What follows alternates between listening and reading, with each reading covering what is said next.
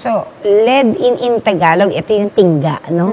So, it is harmful, especially to the toddlers who are still developing their brain, no?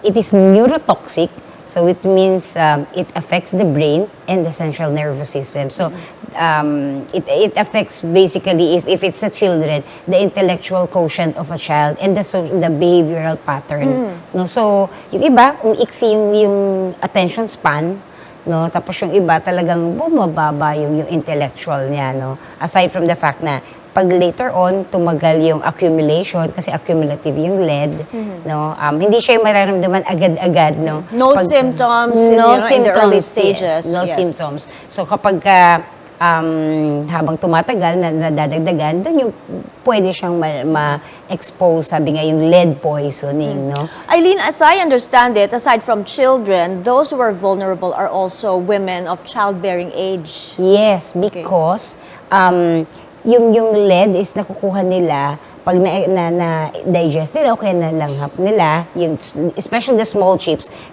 it can pass through the placenta papunta dun sa mga bata o na nasa womb nila.